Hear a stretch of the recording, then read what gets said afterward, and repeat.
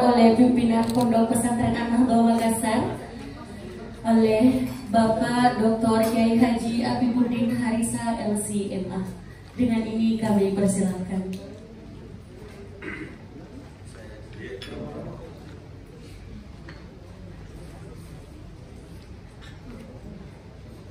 Bismillahirrahmanirrahim. Assalamualaikum warahmatullahi wabarakatuh. Alhamdulillah, wassalatu wassalamu ala rasulillah, wala hawla wala quwwata illa billah, amma ba'd. Yang saya hormati dan saya muliakan Bapak narasumber kita, seorang motivator handal, seorang yang kami tunggu-tunggu hari ini untuk memberkahi pesantren kami, Bapak Dr. Tubagus Wahyudi, SD, MSI, maaf kalau saya baca ini MCHT dan CHI. Bisa berkali dan kawan-kawan, ini kakak. Yang saya hormati para kepala madrasah, ketua komite madrasah, para guru-guru, pembina, wali kelas, para staf pesantren yang saya muliakan. Pertama, saya ucapkan terima kasih kepada Bapak Tubagus atas kehadiran beliau di sini, yang memang tidak gampang untuk menghadirkan beliau. Alhamdulillah kita dituruni Lailatul Qadar walaupun bulan Ramadan. Nah, ini ya, semoga kehadiran beliau bisa memberikan perubahan, memberikan sebuah menjadi oase bagi kegersangan, bagi persoalan-persoalan yang mungkin terjadi di lembaga pendidikan Islam kita secara umum.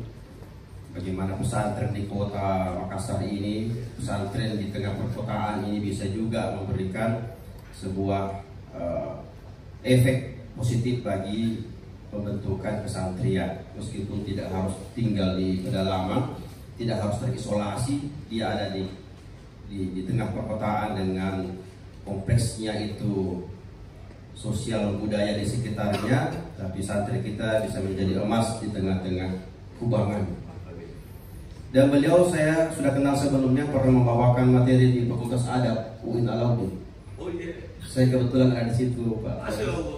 Cuma saya ke belakang karena sedikit bikin contoh di depan ini. Saya sungguh-sungguh yang sampai di sini ditunjuk di sini. Jadikan sampel di situ. Nah, ada ibu-ibu di depannya itu sudah itu dia tadi. Jadi saya sudah pernah ikuti materi beliau dan sampai akhir saya ikuti, alhamdulillah banyak dapat ilmu dari beliau, dan saya ingin juga yang itu di-share juga kepada kita. Selaku pengantar daripada materi yang kita dapatkan pada hari ini dari beliau, saya ingin dulu mengatakan begini, bahwa seorang pendidik, seorang guru, bahkan seorang pendakwah itu mesti ada 3 hal yang harus tercapai sebagai sebuah pencapaian. Yang pertama, apa yang disampaikan itu dipahami oleh audiens, dipahami oleh santri, dipahami oleh murid, oleh siswa. Ya, kalau tidak paham berarti gagal. Nah, bagaimana komunikasi itu bisa memahamkan secara rasional, secara nalar pada santri kita, kepada murid kita. Yang kedua, selain pemahaman, adalah bagaimana apa yang kita sampaikan itu menyentuh hatinya, yang diterima dengan ikhlas, bahwa itu sebuah kebenaran yang harus mereka ambil, sebuah hal yang baik yang mereka harus praktekkan, sebuah hal yang harus mereka miliki. Kata guru kita, nanti guru Kiai Sanusi Baco, ketika kami pernah sowan kepada beliau, minta apa tips beliau ketika berdakwah, apa yang menjadi penting. Apa beliau bilang? Tidak usah panjang-panjang, yang penting ada sesuatu yang akan kantongi orang pulang. Itu bahasa sangat lumajas juga ya. Saya tidak bisa panjang-panjang bicara karena sudah gitu. Terserah bagaimana Anda memahami itu. Tidak usah lama-lama bicara, tapi kalau pulang nanti jamaahnya ada yang dikantongi pula. Apa maksudnya? Tapi itu sebuah komunikasi yang bagaimana yang kita sampaikan tidak hanya sampai telinga, tapi ada yang dikantongi katanya. Kantong itu kan sebelah kiri, hati. Ya. Yang ketiga adalah bagaimana apa yang kita sampaikan yang dipahami oleh siswa kita, lalu mereka sudah simpan di hati mereka, dan mereka mau, dan mereka mengamalkannya dengan baik sesuai apa yang kita inginkan. Mereka mempraktekkannya, mereka melakukannya. Nah, ini ada persuasifnya di mana. Maka itulah sebuah pencapaian seorang guru, dan nanti kita akan dengarkan bagaimana itu tercapai pemahamannya, tercapai sampai di hatinya, dan tercapai juga pengamalannya pada kehidupan nyata daripada anak-anak kita. Yang kedua adalah mungkin kita bisa nanti kembangkan di pesantren, ada namanya, mungkin jadi orang tafsir yang paham ini, qaulan ma'rufan, qaulan sadidan, qaulan kariman, dan qaulan layyinan. Ini perlu didekati dengan perspektif ilmu komunikasi. Mungkin nanti diluruskan oleh Pak Tubagus. Kalau qaulan ma'rufan itu adalah bagaimana memahamkan kepada anak-anak kita bahwa itu sebuah hal yang mesti ma'ruf. Itu ma'ruf adalah sesuatu yang sudah semestinya, lumrahnya seperti itu. Tidak usah ditanyakan kenapa. Akal sehat pasti bilang itu baik dan itu harus dilakukan. Itu qaulan ma'rufan. Qaulan ma'rufan. Nah, anak kita harus paham itu, dan kita harus bisa menampilkan itu sebagai sebuah ma'rufan, lawan daripada mungkaran. Yang kedua, qaulan sadida. Sadda itu artinya dalam bahasa Arab adalah menutup lubang. Tidak ada lagi negosiasi pada persoalan yang sudah benar. Nah, persoalan akidah kita harus qaulan sadida. Tidak ada negosiasi. Itu sebuah aturan, sebuah identitas, sebuah doktrin yang harus kita tanamkan kepada hati anak-anak kita. Nah, bagaimana komunikasinya, bagaimana itu qaulan sadida itu bisa sampai ke situ. Nah, itu nanti kita akan kembangkan, nanti kita akan lihat nanti di materi kita hari ini. Tapi ini hanya pengantar saja Pak Tubong. Mungkin Bapak sudah ada yang perlu memang penting untuk disampaikan pada hari ini kepada guru kami. Yang ketiga adalah qaulan layyinan. Nah, ini bagaimana layyinan ini sesuatu yang sifatnya fleksibel atau bisa dinegosiasi, bisa dikompromikan. Nah, ini menghadapi orang tua santri, menghadapi orang tua murid, komite ini perlu menggunakan qaulan layyinan, di mana layyinan itu bisa menyesuaikan kondisi. Tawaran menawarnya bagaimana? Ini Pak, Ibu, anak tak begini di sekolah, kok begini. Bagaimana kita bisa sama-sama membina? Ibu juga membina di rumah, kami juga di sekolah. Itu perlu layyinan. Kalau kita pakai qaulan sadidan, lari anak-anak, marah orang tuanya, dipaksa-paksa. Ya, tidak ada layyinan. Ada negosiasi, ada kompromi, ada musyawarah dengan orang tua untuk kebaikan. Nah, menggunakan apa? Menggunakan qaulan layyinan. Yang terakhir adalah qaulan karimah. Karimah artinya apa? Memuliakan. Jadi kita memuliakan anak kita supaya mereka merasa bangga, merasa senang berada di pesantren karena mereka dimuliakan. Ada satu kasus tuh Pak Tubagus. Pernah saya mengajar dulu tahun berapa itu, sudah lama sekali. Ada anak namanya Khairil. Mungkin ada yang ingat Khairil. Itu anak duduk di depan saya, selalu duduk di depan, di bangku pertama di depan. Saya mengajar, tapi kenapa anak ini tidak pernah bisa paham pelajaran saya? Kenapa ini anak ujian dites tidak, jawabannya tidak bisa. Padahal dia duduk di depan saya, selalu, dan perhatiannya bagus, tidak pemain, namanya saya lagi. Ternyata setahun kemudian baru saya tahu anak itu menderita kelainan pendengaran. Nah, ini anak agak tuli gitu. Nah, guru-guru ada yang memarah-marahin itu. Apa kamu? Jadi ada yang kata tolong. Ya, jadi qaulan kariman ini jangan lagi muncul ada namanya tolong mentong maka mentong nenek tolong dari dulu keturunan tolong. Ini namanya tidak pakai qaulan kariman. Anak seperti itu kita muliakan. Dia mau belajar, tapi mungkin masalah pendengarannya, ada yang mungkin matanya minus, tidak pakai kacamata, susah melihat bahan tulis, sebagainya. Ini harus kita tahu apa masalah mereka sehingga mereka merasa dimuliakan kalau dengan kaulan kehakiman dari guru-gurunya dan dari pembinaannya. Paling terakhir sebelum kami mempersilakan kepada Bapak Tubagus, itu dulu guru tak, kalau ditanya guru kami pembina, pendiri pondok pesantren, ayah anda saya Pak Tubagus, Kiai Haji Muhammad Harisa.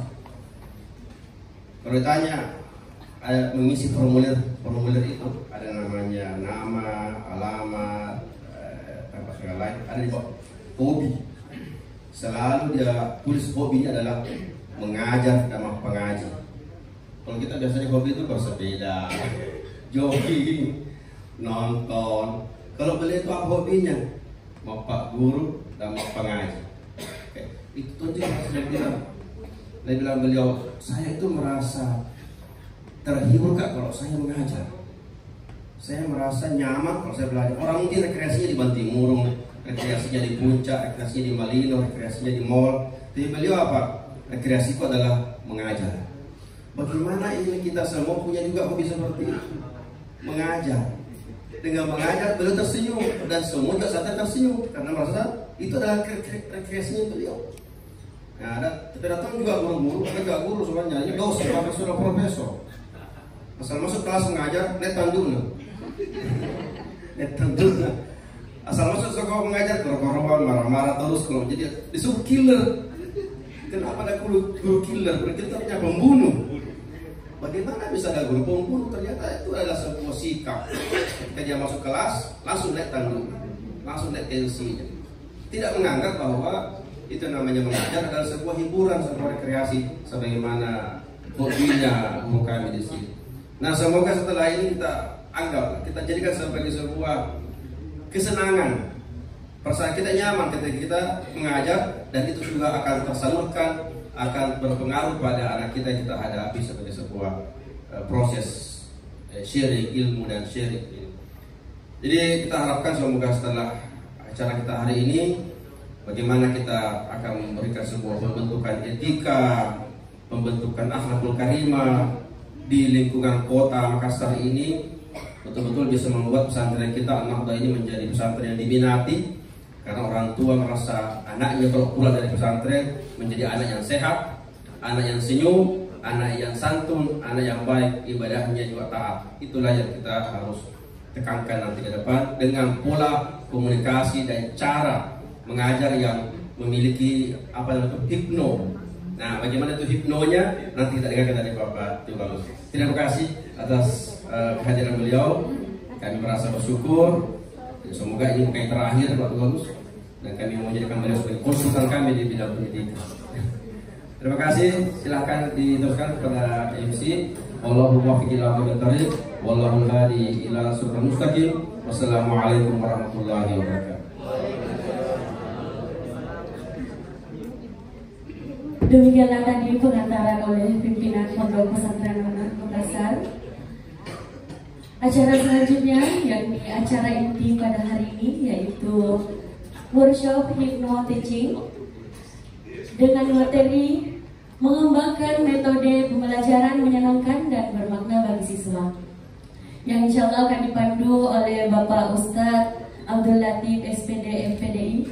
Dengan ini kami persilahkan. Baik, terima kasih. Bismillahirrahmanirrahim. Yang kami muliakan, kami hormati kalian anggota pimpinan Pondok Pesantren Makassar beserta seluruh pengurus pesantren. Yang kami muliakan, kami hormati Bapak narasumber, Bapak Dr. Tubagus Wahyudi, ST, MSc, MCAT, CHI beserta tim. Yang kami muliakan Bapak Ibu guru semua yang hadir. Assalamualaikum warahmatullahi wabarakatuh. Alhamdulillah, kita bersyukur kepada Allah Subhanahu wa taala karena hari ini kita dipertemukan, diberikan kesempatan untuk menuntut ilmu, mencari wawasan, untuk mempelajari, mengeksplor lebih jauh tentang dunia hypno teaching. Yang mana kita tahu tugas kita sebagai guru itu banyak, namun yang utama adalah tugas kita sebagai guru adalah mengajar dan mendidik. Dua tugas ini adalah dua hal yang mirip tapi tidak sama. Mengajar ya kita perlu mentransfer ilmu kepada santri peserta didik. Sementara mendidik ya kita perlu menanamkan akhlak, karakter Namun persamaannya antara mengajar dan mendidik ini kita membutuhkan metode atau pendekatan yang bisa dianggap menyenangkan bagi para peserta didik. Metode yang bisa menarik fokus dan perhatian terutama minat peserta didik. Dan alhamdulillah hari ini kita akan belajar salah satu metode yang bisa dikatakan metode revolusioner. Karena hypnoteaching ini menggabungkan antara kekuatan hipnosis, aspek psikologi, dan kekuatan komunikasi secara persuasif. Ya, nanti akan diulas panjang lebar oleh Bapak narasumber.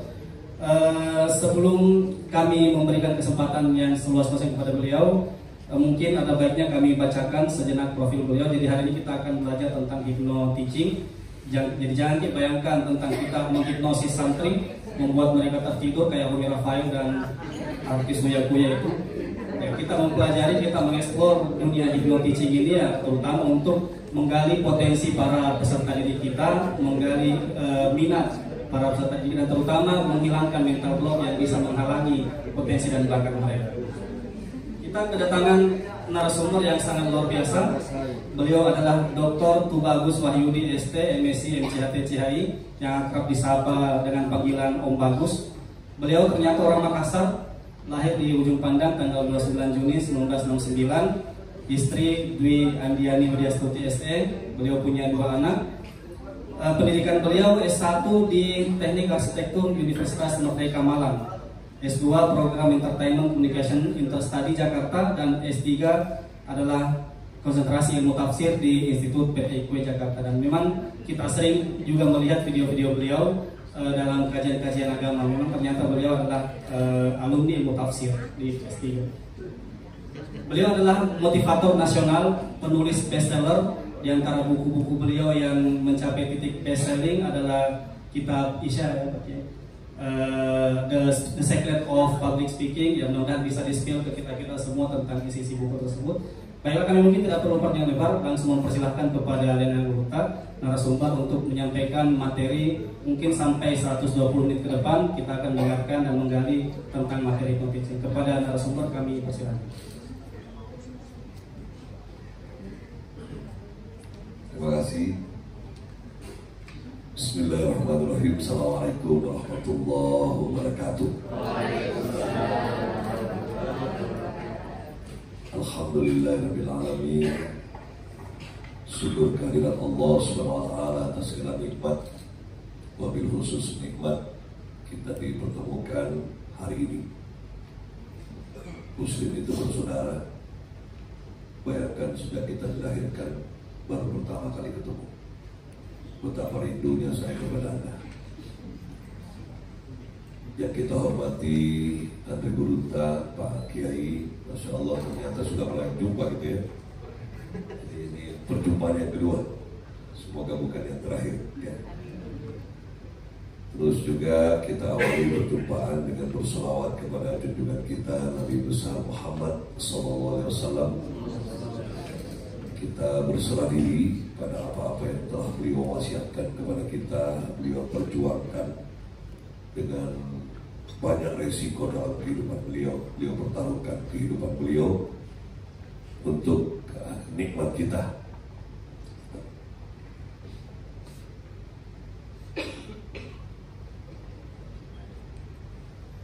Jadi banyak sekali nikmat. Kita bisa hidup di suatu, subhanallah, mahal sekali. Mahal sekali. Karena saya tahu surga itu mahal sekali. Saya mencoba untuk melihat bumi Allah di seluruh Indonesia ini. Tidak ada bumi Allah yang jelek.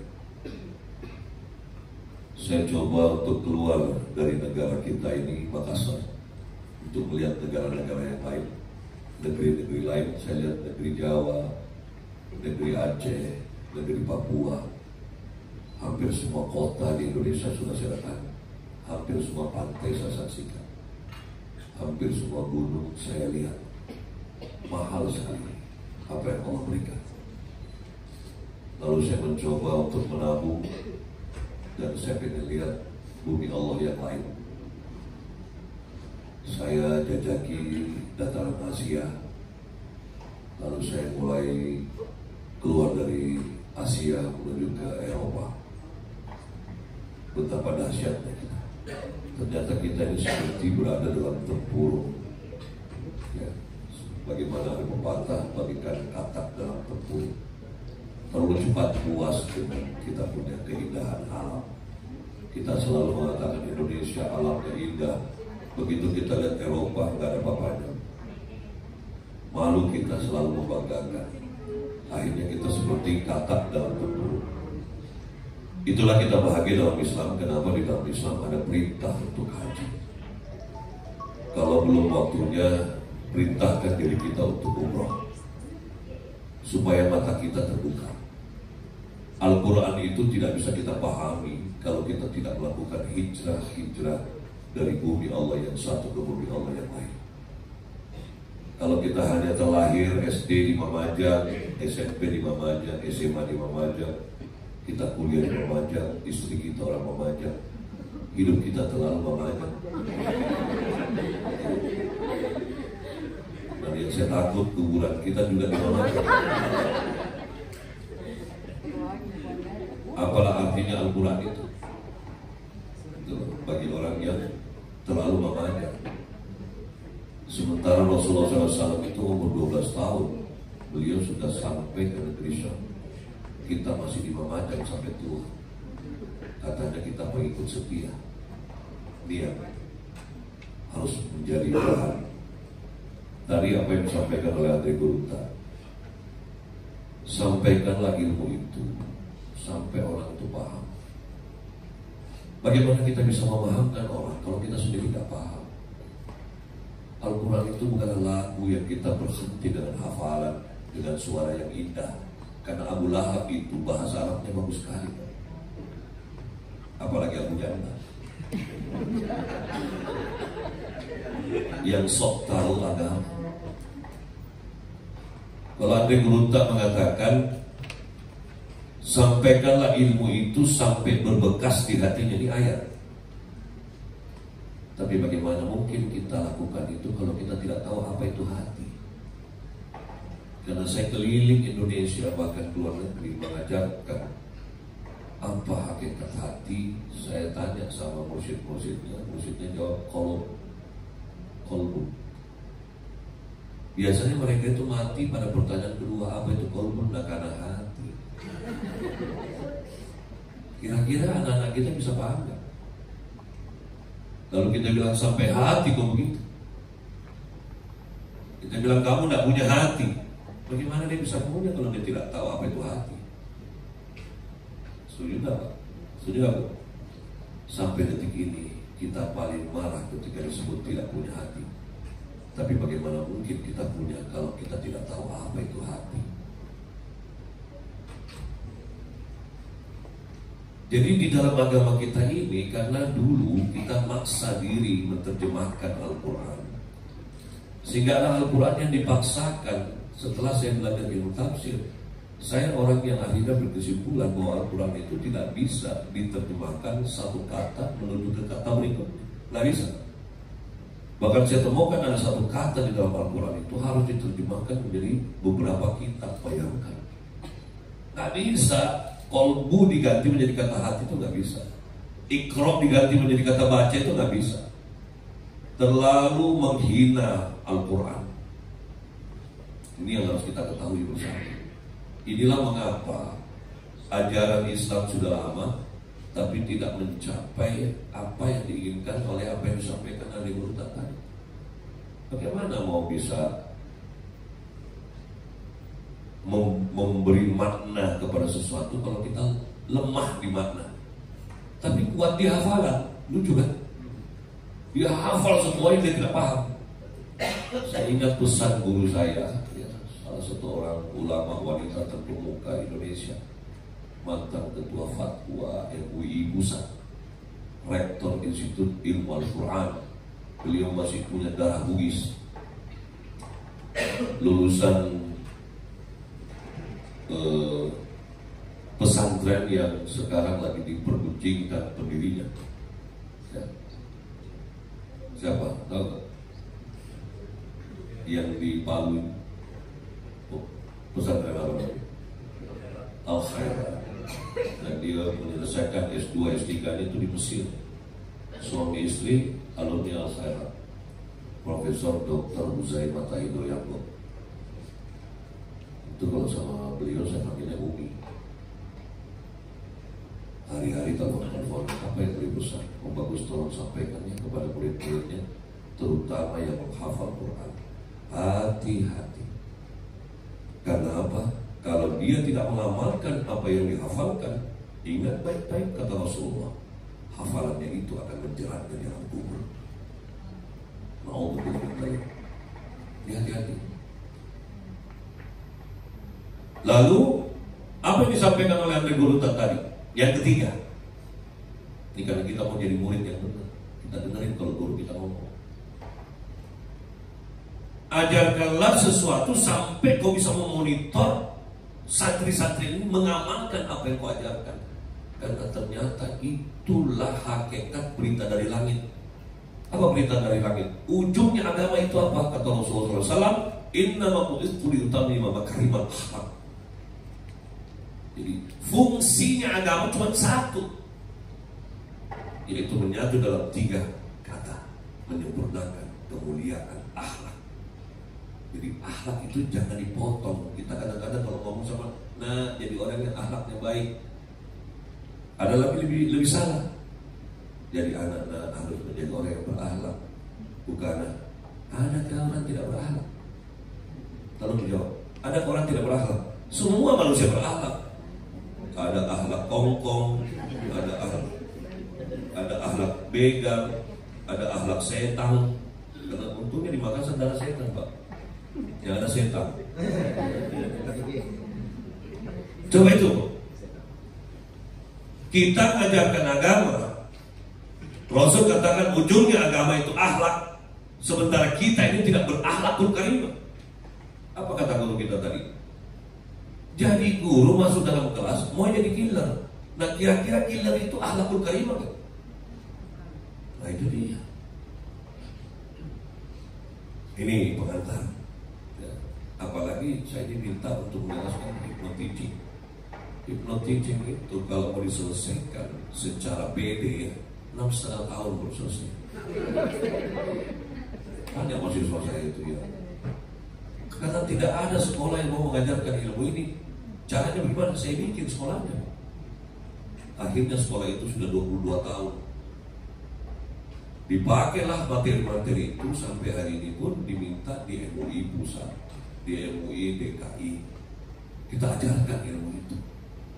Karena ini tidak pernah dibahas. Karena tidak ada yang mau nekat membuat sebuah tafsir tentang hal itu, maka saya paksa diri saya mengeluarkan tafsir motivasi. Karena apa? Kalau ada orang baca Al-Quran tidak termotivasi, yang disampaikan beliau tadi tidak akan tercapai. Karena ujungnya ilmu agama itu anak tergerak melakukan. Berarti dia punya dorongan. Dia punya dorongan. Nah, kita tidak. Kita saja terdorong gara-gara uang. Jadi motivasi kita bukan lagi lillahi ta'ala, tapi lillahi rupiah.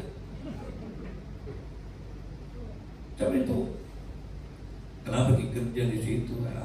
Bagus gajinya. Ada tuh yang satu busuk mukanya gara-gara. Kenapa begitu? Di sini kurang dulu gajinya. Susah lagi menjalankan syahadat kita. Asyhadu an la ilaha illallah. Aku bersaksi tiada Tuhan selain Allah. Kalau kita tidak paham apa itu Tuhan, mana mungkin kita bisa selesai dengan syahadat kita. Salah satu makna Tuhan itu ya adalah peruntukan. Hidup ini kita peruntukan apa? Kalau kita hari-hari cuma mau cari jabatan, Tuhanmu itu jabatan. Kalau hari-hari kau bela partaimu, Tuhanmu itu partaimu. Kalau hari-hari kau kejar uang itu Tuhanmu. Padahal kita mengatakan asyhadu an la ilaha illallah. Makanya kenapa kita diajarkan satu kalimat yang indah, yaitu lillahi ta'ala. Tapi ada di kampus lillahi simina. Kenapa kau dimilih lillahi simina? Setiap ada simina dikasih bagus-bagus suaranya kalau mengaji. Nah, supaya nalanggar ke Mina. Akhirnya Mina jatuh cinta. Saya tanya Mina, kenapa kau jatuh cinta sama dia? Bagus sekali seorang menjawab, oh bukan karena Allah. Terima kasih. Tapi itu pengantar. Karena kita harus pegang kata-kata guru kita tadi, itu yang kita jadikan ruh sampai 100 menit ke depan, kalau perlu 100 jam. Nah, sebelum saya start, saya tabik karena kalau saya bicara terkunci mungkin ada guru di sebelah aku agak-agak bagaimana gitu. Jadi saya kalau bicara itu harus beliau katakan kaulan lain. Saya harus fleksibel. Kalau di sini kan terus kadur leher tadi. Tidak bisa kaulan lainan. Jadi tapi saya bisa di situ ya, Pak Moderator, nanti izinkan saya modal mandir ya. Tapi kita langsung start dari hal yang terpenting ya di dalam perilaku kita. Bisa. Ini biar dapat teknik kebenaran gitu. Kurang kencang, materi ya tak?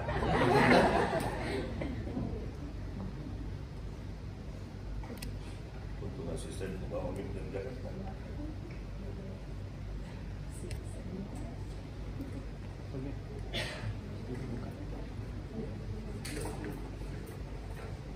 Kita juga kalau cek.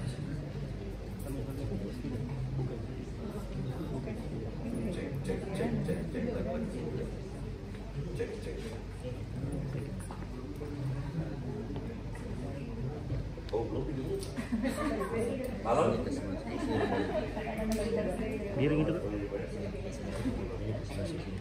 Sambil buka spidol, sebelum saya start menyampaikan materi, saya persilakan masing-masing kelompok A, B, C. Silakan berikan pertanyaan yang paling Anda pengen tanya sehubungan dengan apa yang akan kita bahas. Ya, silakan kami Bu. Mau sampaikan keluhan, mau sampaikan apa saja dari regu A dulu Pak Tamir. Silakan regu A dari makhluk halus. Ini mungkin dibilang makhluk kasar, nggak mau kita. Ya itu bisa dibilang makhluk halus.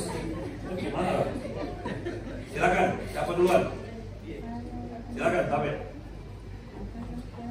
Apa saja yang berkenaan dengan materi kita ini? Apa saja? Silakan. Iya, nama tak sama nama sepatu tak. Siapa tahu saya ada rezeki saya berikan di kos kami. Hubungannya apa? Bismillahirrahmanirrahim. Assalamualaikum warahmatullahi wabarakatuh.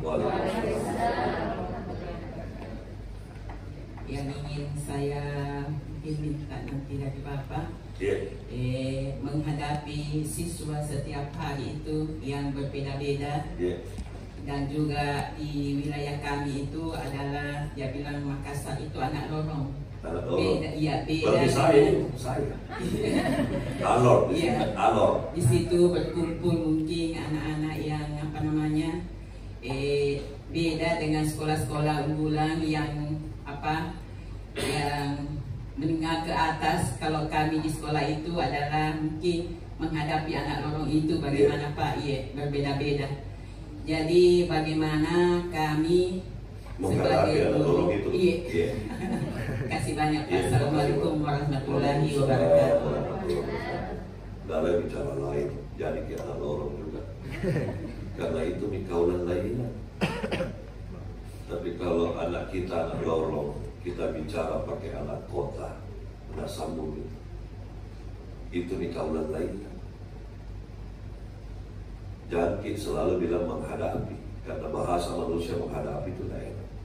Bagaimana kita menyayangi santri-santri kita. Kalau kita hadapi, harus dihadapi. Itu bahayanya mulut. Karena di alam semesta ada namanya sunatullah. Apa yang kita ucap, alam ini bekerja. Jadi kenali dirimu, kenali alammu, kenali Tuhanmu, maka kamu enak di dalam menjalankan aktivitas apa saja. Tapi kalau kau tidak mau tahu, alam semesta ini mengatakan, aku juga tidak mau tahu siapa kamu. Itulah bahayanya.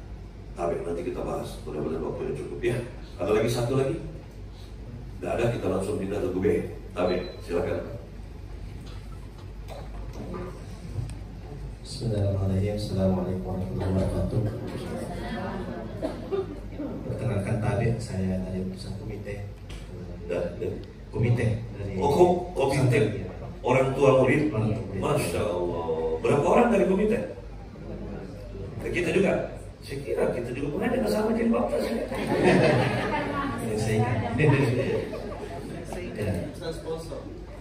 Oh, Masya Allah. Ya, tapi kemarin itu teman saya juga pengajar di salah satu sekolah di SD di kota di Sudirman namanya. Kemarin teman saya itu ikut juga hipno ininya 2 hari Sabtu Ahad kemarin. Saya juga merasa menyesal kita mengikuti. Ternyata luar biasa ilmunya dari pendengarnya tadi, penyampaiannya khususnya pada guru tajwid tadi, alhamdulillah memberikan ilmu sangat bermanfaat. Yang saya mau tanyakan yaitu pertama ada pernah disampaikan oleh guru Kaji Yaloyarham Muhammad Subahir bahwa kasihlah pemahaman kepada anak, pengertian kepada anak sampai ke hatinya dan pengamalan. Apakah ini berkenaan tentang perkataan guru kita ini, guru Kaji Suhair bahwa janganlah setelah kita menyampaikan pemahaman ini jangan marah-marah. Maksudnya kalau tidak paham itu anak jangan marah-marah.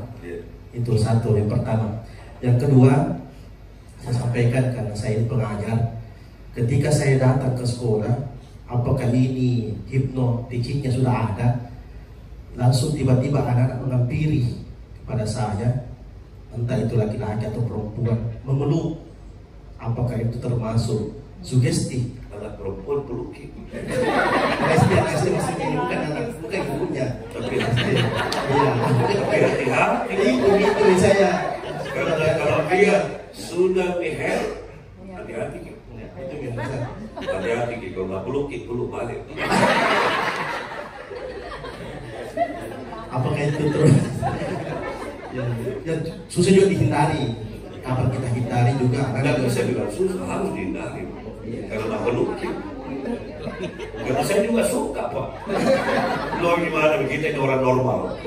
Itu tapi ada agamata. Nah, itu namanya konsekuensi. Itu kan sama Tommy dia bilang, tidak boleh gimana. Bisa kita marah Pak? Bisa kita marah? Tidak bisa. Marah itu bonus dari Allah. Dan yang tidak boleh itu mengekspresikan marah. Tidak bisa. Mau nggak marah gimana? Makanya kadang-kadang ingat zaman dulu ya, kalau sama teman-teman, aku bilang marah kok. Ya marah gini tapi Rasul marah senyum. Sama-sama kalau kita di PT-PT nanti kaki kita, nah, kenapa kita ketawa Pak? Nanti jadi kaki kita. Daripada kita tampil, mau sekali Pak tampil pun kita bisa orang beriman. Kalau saya beriman saya tetap pilih orang karena saya tahu kan. Dan kalau ditanya, di mana Pak tahu? Di sini Pak. Kenapa kau di kaki itu? Karena mataku di sini. Kalau mataku di bawah, aku gigi kaki. Nah, itu lucu-lucunya manusia. Ya. Kasih banyak Pak. Iya. Assalamualaikum warahmatullahi wabarakatuh. Ada kunci? Ada? Iya, silakan. Jangan kita ragu-ragu. Karena kalau saya tidak tahu apa yang kita mau tahu, karena terlalu panjang materi, jadi saya utamakan dulu yang paling penting. Iya. Nama? Assalamualaikum warahmatullahi wabarakatuh. Nama saya Takir Muhayyan. Iya. Saya cuma menyambung tadi dari Bapak tentang menyikapi Anak dorong. Anak dorong itu salah satu sifatnya yang saya tahu selama ini menangani anak siswa, yaitu kalau ditanya hari ini itu nurut, besoknya atau lusanya apa itu baik lagi melakukan begitu. Dengan saya bagaimana menangani yang begitu? Apakah kita sabar juga ada batasnya? Iya. Yang saya begitu jangan sampai menangani, kan selalu kami sampaikan bahwa selama kita menangani kenakalan anak tersebut, usahakan terselesaikan, ada solusinya. Tapi kalau berulang-ulang begitu bagaimana? Ya, sehubungan dengan tadi bahwa sabar itu ada batasnya. Saya kira seperti Spidol saldo di tolong. Ada bawa spidol harus biar biar apa. Demikian. Assalamualaikum warahmatullahi wabarakatuh. Yang pertama, memang hidup ini harus sadar. Kenapa kita disuruh sadar? Biar kita sadar. Tapi sayangnya kita tidak menyadari sadar. Sudah disadar, tapi dia tidak sadari. Jadi kita ini mau langsung belajar agama yang ilmu dalamnya. Kita tidak mau belajar agama yang ilmu luarnya dulu. Ada orang bisa langsung ke dalam kalau tidak dari luar. Tapi kenapa kita belajar tak langsung ke dalam? Mana itu belajar luar? Kenali dulu dirimu. Tapi yang bagus, apa itu diri? Nah itulah masalah. Kita sekolah tidak pernah diajari diri. Akhirnya sampai tua tidak tahu diri. Apa kata ulama-ulama tasawuf? Zaman dulu sampai sekarang, apa yang mereka katakan? Manusia itu adalah makhluk yang terlambat mengenal siapa dirinya. Makanya dia mengeluarkan sebuah statement, man arafa nafsahu faqad arafa rabbah.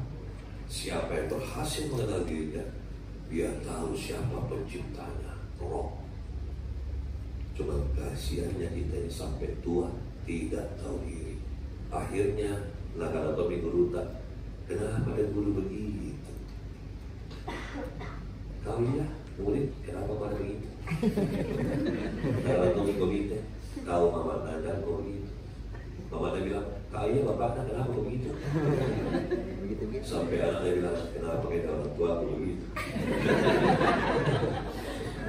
Dan dia temannya, kenapa bapaknya begitu? Karena kita gagal jadi manusia semua. Sukses mungkin jadi ustaz, tapi gagal jadi manusia. Sukses mungkin jadi ustazah, tapi gagal jadi manusia. Sukses kita jadi sarjana, tapi gagal kita jadi guru. Banyak orang itu bu. Sukses kita jadi lurah diangkat di jamaah. Sukses kita jadi jamaah, naik kita jadi bupati. Oppo gitu. Tuh. Sukses kita jadi bupati, diangkat kita jadi gubernur. Oppo gitu. Sukses kita jadi gubernur, diangkat kita jadi menteri, ditangkap. Tapi kan, padahal itu salah satu idola aku dari Makassar. Idola aku itu.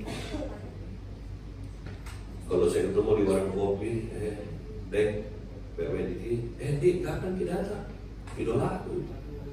Sekalinya kalau di dapur itu saya malu di Jakarta karena banyak orang langsung bilang sama saya ini orang dari kampung ini.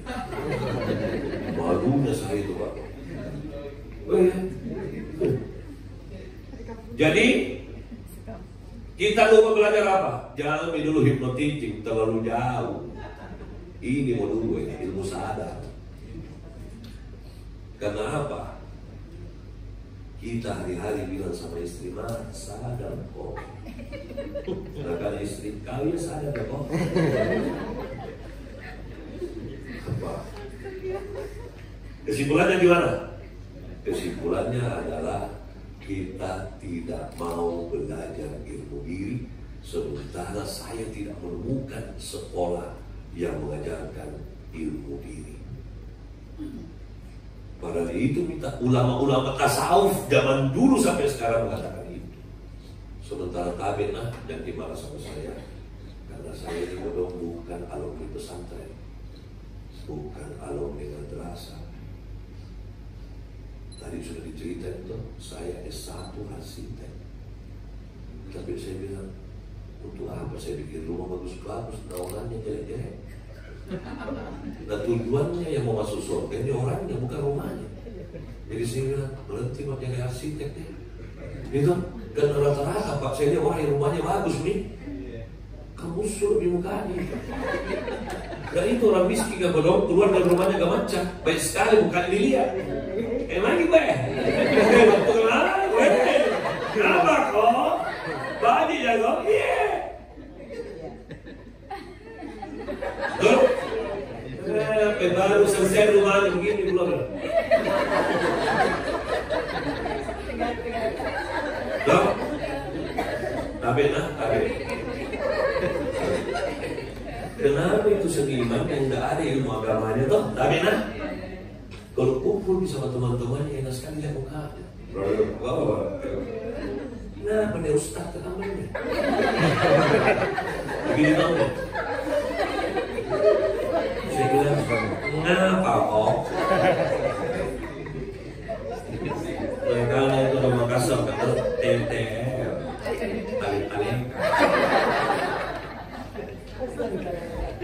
Tali-tali Tabe. Karena itu tugasku di MUI Jakarta, penceramah yang salah fikir, disingkat salah.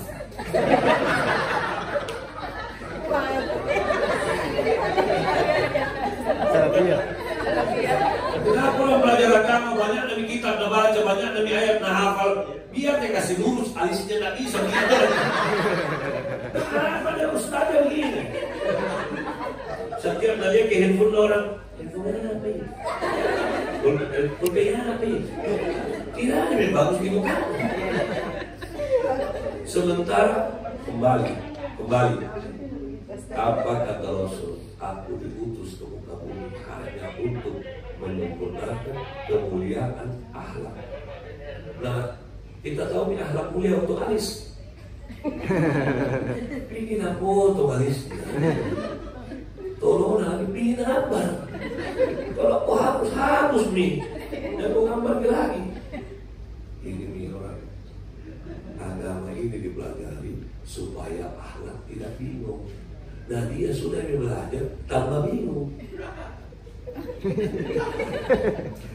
Ya tak? Tapi. Apalagi di otakmu ngajar di pesantren tercinta kita ini sudah dibikinkan bikin lahan sama dari guru kita berhasil jadi ustaz, berhasil jadi ustaz. Kamu mau kepikir uang. Kalau saya uang di kepalamu, pindah Tuhanmu, tidak bisa banyak kerja itu. Begitu dulunya ke ATM berubah bukan? Kenapa kok? Susah kok itu susah. Karena saya ini bicara, gitu. Setelah saya riset itu hasilnya, berarti makanya saya mau belajar ilmu manusia deh. Di mana kan belajar ilmu manusia? Saya ketemukan di suatu Jumat dikatakan berkomunikasilah kamu dengan menyenangkan hati orang. Ini yang disebut dengan kaulan karimah, muliakan. Mana dia siapa? Hibur kita tidak. Sini kau tolong. Belum dia apa? Tolong sini bodoh. Anak itu jangan kau tolong. Jangan kau bodoh. Bagaimana anak udah jadi pintar? Itu ditolong bodoh. Domo. Itu domo. Itu yang saya tahu waktu kita bicara tadi. Kita ini belajar lama agama, tapi yang ada di otak kita suudon. Kenapa kita suudon sama lorong? Tolong di pesantren tercinta kita ini hentikan kata-kata itu. Kau sudah suudon. Ini adalah lorong. Lorong 37 Sugelimboto, tempatnya pembunuh, pamotoro, judi, painu. Islam membuktikan dimanapun kita diletakkan, kalau iman kuat, biar penyamun penuh dia sendiri. Yang ada penyamun jadi beriman. Itu kekuatan keberkahan ilmu. Kalau teori itu kita pakai, berhenti mau ke Islam. Karena Rasul itu, dia manusia pertama Islam di Mekah. Semua itu suku Quraisy ngapain? Apakah Rasul yang kena? Tidak, mereka yang kena Rasul. Itu daya hipnotisnya Rasul. Tapi hidup kita seperti Rasul. Rasul itu kalau komunikasi, musuhnya saja takjub. Kita tidak, jangankan musuh, sahabat saja lari. Tanya sama sahabatmu, menurut kamu gimana saya dan ngantuk kali. Apa? Belum lagi ada orang belajar Islam. Setelah belajar Islam jadi pendiam. Dan diam itu mas. Saya bilang berapa tahun kau diam? Ada 18 tahun. Mana nih mas? Itu nih kau kalau belajar kau agama, kata-katanya kau terang. Pikir kau. Ya berarti harus kita ilmu apa lagi? Ilmu pikir. Jangan Al-Quran itu isinya ilmu pikir semua. Tapi kau tidak, kau bilang saya orang yang malas mikir. Nanti mau hidup. Jadi terlalu banyak ayat-ayat sesat masuk di kepalanya. Kenapa begitu Om? Buka Al-Baqarah 23. Buka Al-Baqarah 23. Tolong jangan bacakan Arabnya. Karena tidak bisa bahasa Arab. Al-Baqarah 23. Siapa yang hafal? Ya.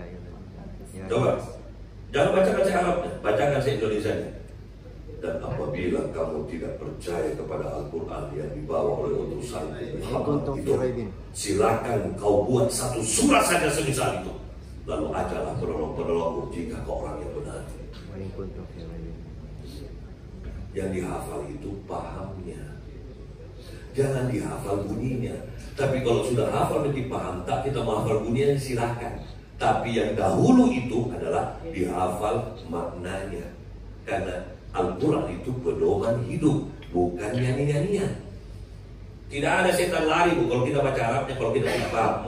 Maaf ya, saya terpaksa harus sok tahu kepada Anda karena saya duluan meneliti manusia. Saya mantan penyiar radio. Apa gunanya saya siaran Bu kalau saya tidak nyalakan pemancar? Kadang-kadang juniorku itu kalau langsung pelatihan, saya datang sore-sore akan apa? Mas Bagus, lucu ini hari nanti. Saya siaran toh, dari kirim lagu, dari telepon. Saya bilang pasti ini. Sore ini. Saya ke belakang. Dia tidak kasih nyala itu pemancar. Kok tak bilang tolong, dongo, dosa kan? Tapi kok mikir apa? Tapi terpuntungnya jantungku dia bicara tolong. Tapi mulutku tidak mau bunyi. Biarkan di dalam, bukan saya itu setan. Itu setan. Kita ketawa Bu ya. Kita ketawa ya. Nah, saya kembalikan fawailul lil musallin alladzina hum an salatihim sahun. Ketawa diri, maka celakalah orang-orang yang sholat, yaitu orang yang lalai dalam sholatnya. Kalau baca tapi tidak menyala pemancarmu. Jadi waktu berdoa ini kawan-kawan itu buat Leo ibu malaikat. Dia bilang ini malaikat Makassar. Apa ada itu? Udah kata berdoa. Doa apa? Kalau saya itu pemancarnya. Jangan di langit, plafon saja tidak sampai. Kalau nanti mungkin pemancar tak? Kalau tak mengerti bagaimana nanti bisa musuh. Apalagi talent-talent yang ingin sholat. Latihannya di agama itu. Mentang-mentang dia merasa ustaz itu takbirnya di bawah. Orang dulu kita belajar di pesantren daerah kita kan takbir ini tidak senior gitu. Ini tuh kalau kuliah itu malaikat sudah dikasih gini. Semua sekali di dalam sholat. Gitu. Bayangkan ini ustaz kan kalau muridnya yang berdoa dan angkat tangannya. Nah sekarang saya tanya, belajar di agama itu bagaimana tangannya Rasul ketika berdoa? Sampai kelihatan ketiaknya. Kita mentang-mentang ustaz kamu ini. Pakai ini doa. Nah lihat kok malaikat siapa yang paling pengen berdoa? Dia mau kasih itu tidak diangkat tangannya. Mana tangannya tidak diangkat? Digiliskan sama Tuhannya. Angkat tinggi-tinggi dan kamu ke kamarnya.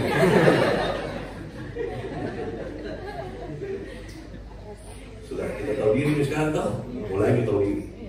Jadi kira-kira apa yang kita ajar sama santri kita selama ini? Kata-kata yang kita ajar. Baru mau kau maksud surga dengan cara apa? Saya kalau tanya sama saya, ngajak di pesantren, justru kau minta rancang neraka. Itu kalau orang di luar dengan, saya tidak tahu malaikat. Lewat ke malaikat, kau tidak tahu. Tidak percaya, tidak percaya. Buka surah Al-Kahfi untuk itu. Baru kau ditempelin sama Allah. Siapakah yang lebih zalim daripada orang-orang yang sudah diperingatkan dengan ayat-ayat, lalu dia melupakan apa yang dilakukan oleh kedua tangannya, lalu dia berpaling. Lalu apa yang Allah katakan, sekalipun engkau wahai Muhammad mengingatkan dia tidak akan pernah mendapatkan petunjuk selama-lamanya. Karena sudah mau belajar di pesantren, sudah mau ikut pengajian, kau tidak kerjakan. Nah karena Allah, biar poin Muhammad, apalagi itu bagus dia datang, tidak ada gunanya saya datang. Karena Muhammad saya datang, kau tidak akan mendapatkan petunjuk. Kenapa? Kenapa? Karena kamu sudah sumum umur. Bahayanya di situ. Kenapa di otak tak? Kapan korek gajian?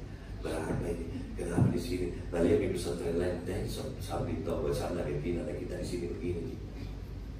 Buka surah Yasin ayat 21. Ittabi'u ma la yas'alukum ajran wa hum muhtadun. Apa yang Allah katakan? Ikutilah orang-orang yang tidak meminta imbalan darimu, karena dialah orang yang mendapatkan petunjuk. Nah kita ini kalau mau mengerti ayat itu balik. Kalau mau mendapat petunjuk dan kau minta bayaran, ikhlas kok. Oke makan. Kau menghina Tuhanmu. Kau kira Tuhanmu tidak siapkan kau makanan. Makanya belajar kau agama yang betul sampai kata guru kita, sampai di hatimu. Kalau sembarang mau ngomong, saya kasih bocoran tipu tabe. Ini mumpung tuh bagus yang kita lawan. Belum panitia hari pemanasan. Jangan kau pintikan agama, saya kasih tahu.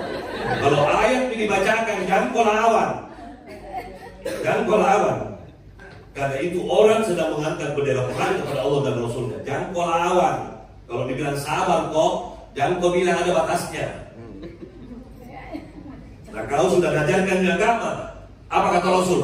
Bukanlah sabar kalau ada batasnya. Jangan bilang sabar ada batasnya. Berarti kau sama dengan itu yang memasukkan ijazah. Sama ayatmu itu. Dia akan melakukan kerusakan di muka bumi. Amin. Amin. Sama suruh undang kau.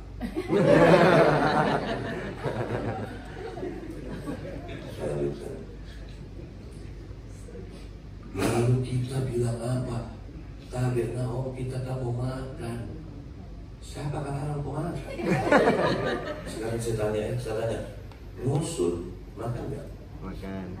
Tapi supaya kita tidak menganggap saya bohong, kita di pesantren ngajar agama dibayar ke? Saya sekolahku, saya yang dirikan, saya tidak dibayar. Malah saya keluarkan uang sewa ruko 2 setiap tahun. Jangan dibilang saya orang kaya nah. Saya di Jakarta hartaku sepeda kayu. Saya antar anakku 2003 itu ke sekolah naik sepeda. Saya ini orang ilmu Al-Quran yang paling sedikit, ini semua banyak sekali ilmu Al-Qurannya. Tapi walaupun saya sedikit, saya pakai. Saya bikin sekolah gratis Pak. Tidak ada uangku, tidak ada tabunganku, tidak ada pekerjaanku, bukan ke anaknya orang kaya. Saya numpang di mertua. Saya merokok saja Pak, beli belakangan. Bagaimana cara aku merokok? 3 kali isap, mati kan taruh di puset. Nanti kalau mau sekali Pak, saya ambil lagi, kubahkan lagi. Bisa 3 hari itu 1 batang. Tapi apa yang Allah kasih? Saya bisa beli rumah di Bintaro tanpa nyicil, hanya dengan kekuatan basmalah. Nah rumahnya orang Katolik, Saya masuk di rumahku ini, terima kasih Allah, kau kasih saya rumah. Saya masuk ke dalam, bismillah, ya, perkenalkan saya itu Bapak Suhayu, bisa tahu Bapak sekretaris di sini kan, sekretaris RW. Padahal saya penduduk baru di situ, tapi karena saya numpang di mertua, saya akrab di masjid, ketua RW-nya minta warga baru ya, sekretaris dong. Oke, saya bilang cocok ini, saya butuh menjadi orang yang bermanfaat, buat milik. Nah, hafal kayaknya yang punya rumah, sekretaris RW, iya Pak. begini Pak Bagus, rumah ini sudah Bapak Miono mau bayar, tapi kenapa saya lebih suka kalau Bapak yang beli? Tapi tolong saya Pak, dalam hati itu, ya Allah, tolong ya Allah, ini orang minta tolong sama saya, kalau bukan kau yang tolong kan siapa? Kenapa Pak? Tolong jangan paksa diri Bapak bayar rumah ini, tapi besok pagi ini rumahnya Bapak. Saya bilang, kasih saya waktu 2 bulan. Dia bilang, tidak, 10 tahun, 15 tahun saya tunggu. Orang seperti Pak Bagus kalau punya uang pasti saya dibayar, tapi besok pagi saya antarkan kuncinya. Jakarta ini, Jakarta. Biar kau kentut bayar. Siapa lagi kalau bukan Allah punya mau? Dan akhirnya saya minta 2 bulan. 2 bulan Bu selesai. Pergi kitanya rumah di komplekku, 1 rumah berapa? Pergi kitanya di Bintaro. Di situ ditinggal Anton Yahya, Elvira Nasution, ya, Dirjen di dekat rumah saya itu Dirjen Perikanan. Saya pejabat itu di situ. Jadi kita bayangkan harga rumahnya berapa? Kenapa saya beli hanya dengan basmalah? Artinya basmalah itu mahal sekali. Dan sudah ibu baca Om, kau baca tapi kau tidak kasih menyala. Itulah buah kau pasang tapi kau tidak onkan. Ada nggak cahaya? Tidak ada. Jadi jangan belajar agama pitik anak naik. Kenapa Om Bagus tidak boleh pitik anak naik? Karena Rasul sudah mengatakan tidak ada orang masuk neraka kecuali itu buah lisannya. Itu rating tertinggi. Nah, orang Makassar ada penyakitnya 2, PKK, PHH. Apa itu? Pitik anak-anak lain. Sebentar lagi dia pitik holo-holo.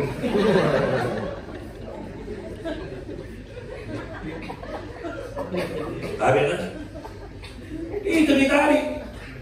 Allah bilang, Om Bagus sederhanakan dulu itu Al-Baqarah ayat 23. Oke, sesederhanakan ya, tapi supaya kita paham. Kalau memang kau tidak percaya kepada teori-teoriku dan sudah kusampaikan kepada Muhammad, bikin mau teorimu sendiri dulu. Saya mau lihat ada nggak kekuatannya kata Allah. Kalau memang orang benar, belum kita kerja turun di ayat 24. Apa bunyinya? Dan apabila kau tidak mampu dan pasti kau tidak mampu, maka pelihara dirimu dari panasnya api neraka yang bahan bakarnya terbuat dari batu dan manusia. Terus kami pitikkan lain, kau akan dapat neraka. Kita tidak disuruh sabar, sabar. Kau enak ngomong, kita tuh enak ngomong. Kita mau lagi bahas gitu. Kerja kami samikna wa atokna, tapi kita lebih memilih samikna wa tololna.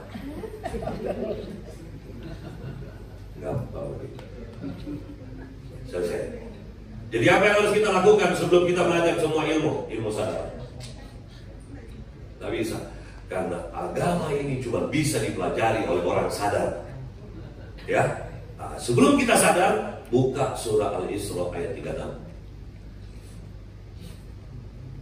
Buka Bu, supaya Allah lihat kita sudah ikhtiar. Kalau bilang buka, kita diam. Malaikat lihat, oh ini orang tak mau selamat ya. Yang disebut innal ladzina kafaru sawa'un 'alaihim a'anzartahum am lam tunzirhum la yu'minun. Sesungguhnya orang-orang itu kalau sudah mulai di kafir itu jangan selalu bilang tidak ada agamanya. Bukan, kita ini orang Islam paling banyak kafir. Karena di dalam kafir ada kufur, ada kafro, menutup diri, disuruh buka dengan apa? Buka mulut kamu, mau saya ku hafal nih. Kalau ku hafal nih, kenapa aku tidak? Buka. Apa kata Allah di situ? Apa dia bilang? Jangan bahasa Arab, karena kita orang Makassar.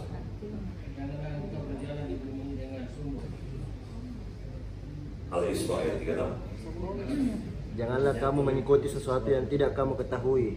Janganlah kamu mengikuti sesuatu yang tidak kamu ketahui, karena ketahuilah pendengaranmu matamu, hatimu akan tuntut pertanggungjawaban.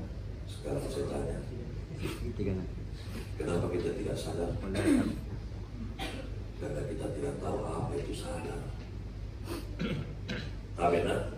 Tabena, Pak Ustaz, wakili teman-teman, waktu kita pilih baju ini sadar.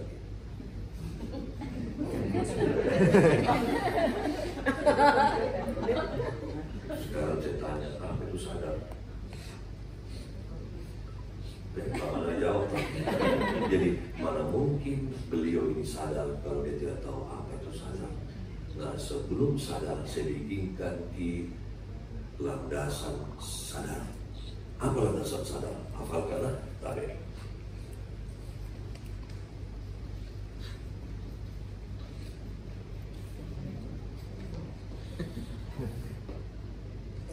Hafalkan memang ini yang disebut dengan dasar ontologi, dasar filsafat, dasar epistemologi, dan dasar aksiologi. Saya satukan dalam singkatan itu.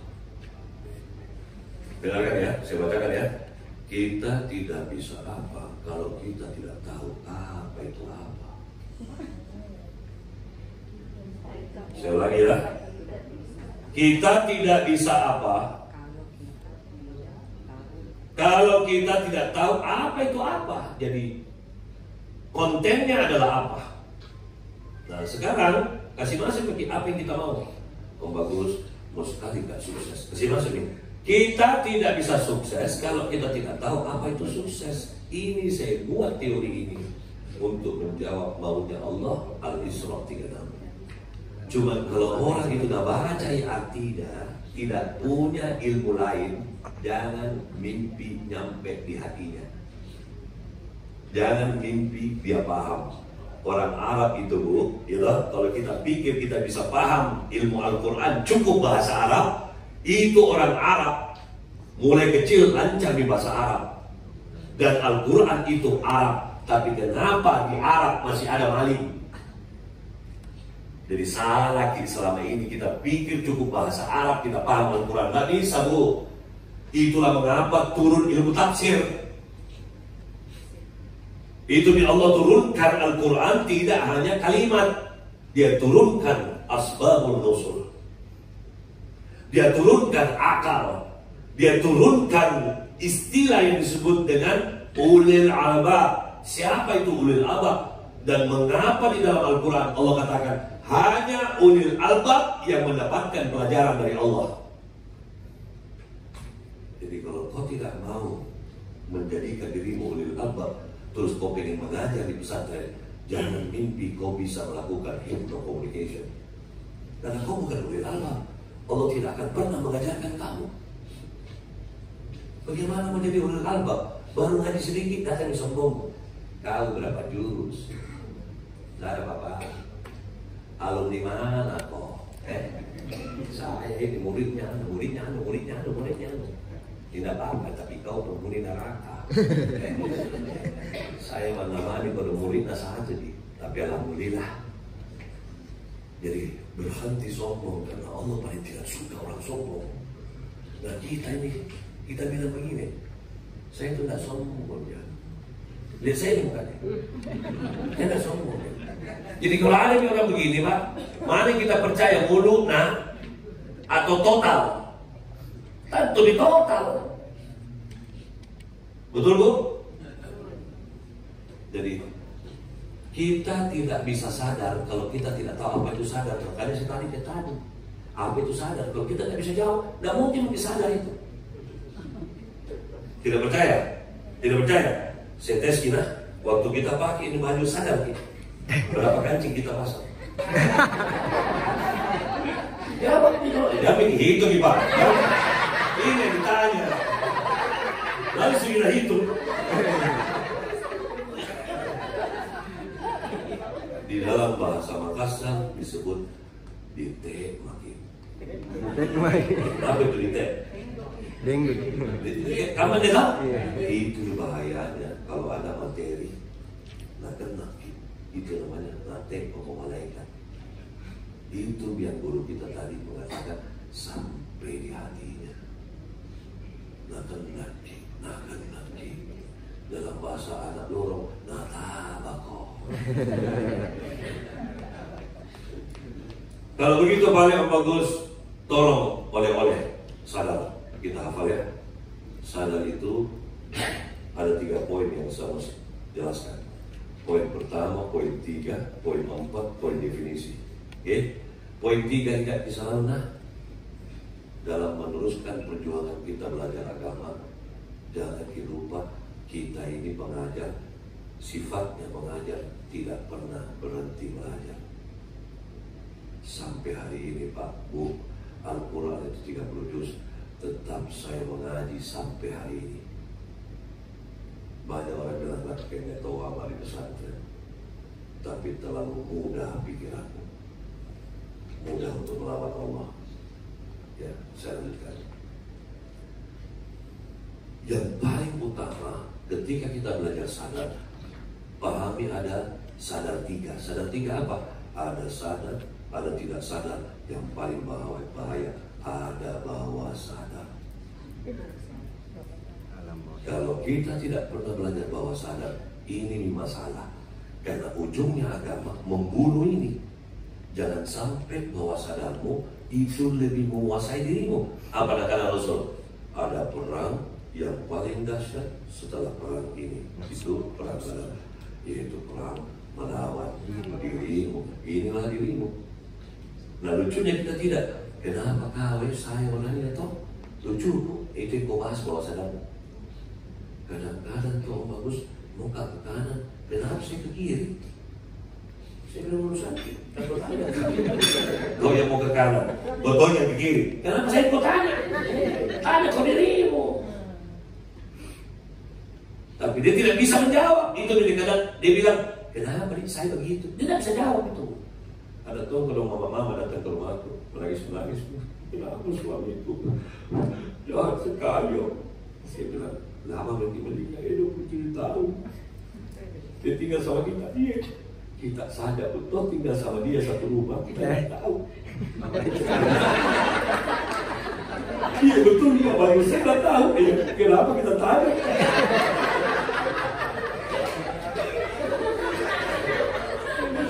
Seandainya guru tadi tak bilang dan kau bilang tolong, saya bilang memang tolong. Tapi dalam seperti guru, paham gini. Jadi tolong, saya tinggalkan tempat ini, cari kitab-kitab yang berbicara tentang bawah sadar. Saya paling banyak temukan di kitabnya Imam Ghazali, iya mungkin. Tapi jangan cari kata bawah sadar. Ya, tapi nanti kita ketemu, saya doakan Anda ketemu. Pulang dari sini lebih bagus jual mobilmu, karena mobilmu gak bisa antar kopi di sorga. Pergi kau beli kitab Iyaluddin. Jangan yang sependek ini, ambil yang namanya Al-Ghazali. Itu ada beberapa kitab sesuai hurufnya. Baca memang itu sebelum kau mati. Itu saya referensikan karena dia bicara tentang bawah sadar. Manusia itu, kita itu begini, ciri khas wanita yang tidak layak dinikahi. Itu semua bawah sadarnya wanita. Baca itu karena dia shock. Imam Ghazali itu shock itu di keluar kitab. Dia shock ini karena dia pulang belajar dihina sama kakaknya sendiri dengan sebuah puisi. Itu dia pergi panjang, akhirnya dia naik di menara Damaskus. Itu nih hasilnya. Kita lanjut ya. Sadar 4. Hafal Bima Bina. Saya pulang dari sini, segera belajar. Ada 4 sadar. 1. Ada orang sadar kalau dia sadar. 2. Ada orang sadar kalau dia tidak sadar. 3. Ada orang tidak sadar kalau dia sadar. 4. Ada orang tidak sadar kalau dia tidak sadar. Saya ulang ya. Gampang di Ada orang sadar. S T S T S S T S T S. Selesai. Ada orang sadar kalau dia sadar. Siapa itu? itu Rasulullah SAW dan para pengikut setianya. Yang tidak setia, kau boleh saja turun kedua. Kau sadar kalau kau tidak sadar. Apa nak salah kanak yo, salah mentongan saya. Ini yang paling kasihan harus belajar agama. Dia tidak sadar kalau dia sadar. Bu, kenapa pakai jilbab? Bisa suka. Itu orang tidak sadar. Kalau dia sadar, artinya dia mengamalkan sesuatu tanpa ilmu dan niat. Kata Rasul, tertolak. Kenapa bagi-bagi uang? Gak ada. Kalau gak ada, gak ada. Itu dia orang yang tidak sadar. Kalau dia sadar, sayang sekali Bu, dia itu sebenarnya sadar. Karena dia tidak sadar, gak jadi pahala. Makanya kata Rasul, amalan tanpa ilmu, tanpa niat tertolak. Jadi apa-apa itu bukan kehidupan nyata. Dan jangan lupa ilmu, karena surah Al-Isra 36 tadi tak? Lanjut ya. Ini yang paling bahaya. Tidak sadar. Kalau dia tidak sadar, sahabat, jangan kau uruskan. Urus dirimu sendiri. Kau saja, kau nepoknya. Kau itu dia orang tidak sadar. Kalau tidak sadar, dua-duanya. Dia saling hina, sama-sama ada penderitaan. Bayangkan. Kau lele, kau pokoknya. Tidak mau kau botak. Kau dah teruk Mereka semua menghina produk Allah. Itu produk Allah itu. Jadi kalau ada yang hina ke ebotnya, sebelum kita lanjutkan, tadi kita menghina lukisan atau pelukisnya. Kalau kita jawab, ingat ya Bu, ini lukisannya Allah, karyanya Allah. Kalau kau bilang poknya, siapa yang kau hina? Tapi nama panggilan tak? Nama panggilan tak? Muli. Ibu Muli itu bikin kue. Mau sekali kau dong mulai bermanfaat di sekolah tak? Aku foto-foto. Bu, baik ya. Baik sekolah. Ulang tahun ibu? Enggak di, saya ulang hari. Ulang hari. Paling kita teman-teman lah kalau ada yang si kalinya pergi membunuh dulu ada 2 meter lah, ada satu lah. Apa ini? Jelek dari kuya. Sama kan? Kuya apa ini? Sakit tidak? Sakit tidak? Bagaimana kita menyakiti perasaan Allah setiap hari? Woi leleng, kawin yang teluk. Kenapa rosok ya? Gaya talak. Capek tak belajar agama, toh? Bikin mencelah yang kita sembah. Sekarang saya tanya, sholat apa itu sholat? Menyembah. Siapa kita sembah? Allah. Siapa itu Allah? Itu tadi yang kau calah. Itu kalau kita belajar agama tidak kafah. Wih bahaya dong. Untuk kita hidup hari ini. Kalau mati kita baru tahu ini di akhirat. Untungnya kita tahu ini di dunia. Langsung berubah. Seandainya kita tahu ini pasti kuburan. Salah ke saya. Wih banyak dosaku sama lele. Tidak tolong ya boleh banyak dosa. Karena itu hari-hari keluar dari mulut. Capek untuk sholat. Sudah ini. Kita masuk ke definisi. Hafalkan definisi ya. Kita pakai tangan. Kita pakai tangan. Ya, biar cepat hafal. Sadar adalah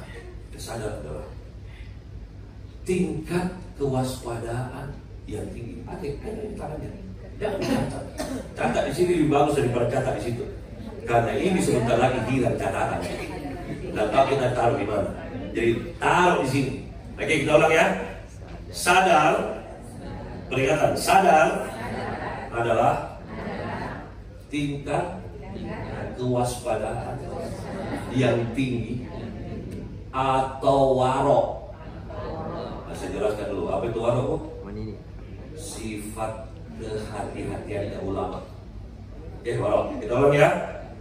Sadar adalah tingkat kewaspadaan yang tinggi oleh seorang manusia atau warok terhadap, oke, kita tulis ya, hafalkan di otak.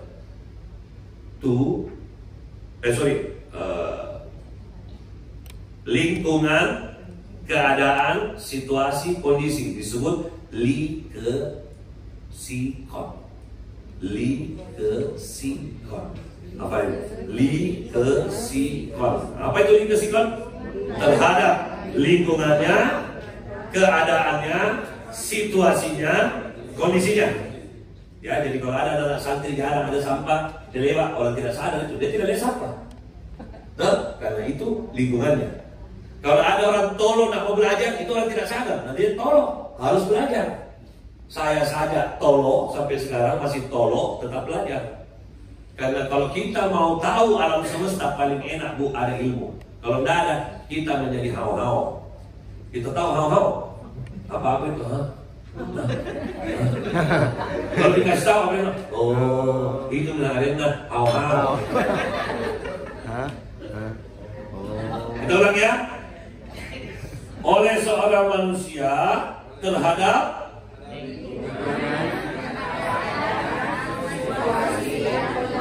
terutama tentang dirinya. Oke, sudah? Meliputi tu fung teng. Tu fung teng. Apa itu? Tujuan hidupnya, tugas hidupnya, fungsi hidupnya, dan tanggung jawab hidupnya. Kalau kita ajarin agama, kita tidak bahas sadar, jangan mimpi perkataan tak berbekas. Karena dia tidak tahu apa namanya agama. Jadi itu anak-anak kata kalau kita tidak kasih lihat itu keindahan alam semesta, ilmu Islam, tidak ada yang tertarik belajar bu. Dia merasa disiksa, saya mau main. Karena manusia itu di dalam dirinya ada motivasi. Motivasi ini berbicara tentang tabiat manusia. Tabiat manusia itu senang melakukan apa yang dia gemari. Kan kita di guru tak bilang apa? Setan itu sama ke guru tak apa hobi tak ngajar. Kita tidak apa hobi tak libur. Liburan. Apa bahasa Inggrisnya libur? Holiday. Dengarkan, kalau orang boleh tidak sadar, disuruh jadi khalifah, dia holiday. Tapi kan kita butuh istirahat, oh. Dengarkan ya, disuruh istiqomah, dia pilih istirahat. Salah ilmu kau tuh. Islammu KTP. Salah Islam. Demam kayaknya sudah. Batuk. Gak apa-apa. Lanjut ya. Jadi setiap manusia di dalam dirinya ada motivasi. Apa itu motivasi? Oh, dorongan. Itu namanya tabiat. Apa itu tabiat? Kelakuannya selalu begitu. Apa tabiat dong? Dia selalu kejar yang dia sukai. Digemari. Kau itu kenapa bisa baju coklat madu ini bisa suka ini? Kau kenapa selalu dekat-dekat dia? Bisa suka dia? Kau kenapa kau suka makan nyonya? Itu bisa paling suka. Kau kenapa kau hari-hari mancing? Itu yang kau suka. Kenapa paling guru tak bilang, kita suka ngajar? Jadi, ada apa dengan kegemaran? Ada apa? Ada pertanyaan besar. Apakah yang kau sukai itu disukai Allah atau dilaknat Allah? Saya suka duduk-duduk santai. Walas. Innal insana lafi khusr illa alladziina aamanu wa 'amilus shalihaat wa tawassaw bil haqqi wa tawassaw bis sabr. Apa yang kita lakukan? Kita lupa Allah pernah bersumpah demi umurmu. Jangan lagi demi waktu. Kadang-kadang orang kalau dikasih demi waktu, nah kata Tommy ini jam masa jangan langsung to the point. Demi umurmu. Kau jangan bilang gitu. Manusia, sesungguhnya manusia berada jangan kau langsung pada tafsir motivasi. Demi umurku. Sesungguhnya saya berada pada kerugian, kecuali saya mau beriman, saya beramal soleh, saya selalu berjuang menegakkan kebenaran. Tapi bentar lagi saya berjuang untuk sabar. Jadi biar misuan itu begitu. Yang penting saya sabar. Tapi apa yang kita lakukan, kita tidak paham surah Al-Hazr. Kita bilang apa? Saya baik sama kau kalau kau baik. Kalau kau jahat, kau bunuh kau. Kau tak tahu saya kan? Saya adalah bantai. Saya tak kalah. Mau apa? Ada kayak itu disuruh dalam Al-Quran. Boleh. Satu-satu bulu kumbang. Bulu sarau. Kalau tidak ada yang orang beli. Sabar. Kita tidak. Jangan macam-macam ya. Siapanya gampang tersinggung. Kalau datang yang gilaku. Yang gila tuh aja. Dari setanku. Setan tuh aja. Berarti satria berdiri. Seperti berubah. Jadi lucunya tuh capeknya dia belajar agama, nah duduk gitu di agamanya, nggak keluar dalam akhlaknya. Karena salah belajar agama, karena dia belajar agama untuk cari ijazah, itulah masalahnya. Ada lagi belajar agama untuk cari gelar ustaz. Kalau di Makassar nggak ada ustaz, ternyata ustaz. Sebenarnya itu kalau ustaz ya, besar kepala diganti helm. Sudah sampai di sini? Pikirkan baik-baik mulai hari ini sebelum kita kembali ke madrasah kita, ke pesantren kita. Pikirkan baik-baik apa yang kau senangkan dan apa yang kau benci. Karena Allah sudah ingatkan dalam ayat, boleh jadi sesuatu kau benci padahal itu kebaikan bagimu. Boleh jadi sesuatu kau sukai itu keburukan. Mulai mau pilih begini, sama lasku sekolah sering. Itu keras kita. Mau pecah kepala. Ini orang sudah belajar agama masih tolong. Habisnya saya mewakili Al-Quran. Tolong. Kenapa tolong? Supaya bina baca Al-Quran tidak dipakai. Oleh karena itu, mohon maaf. Buka surat Shad ayat 29. Shad 29. Apa yang Allah katakan? Shad ayat 29. Inilah Al-Quran yang kuturunkan lewat Rasulullah SAW, lewat Muhammad, yang penuh berkah.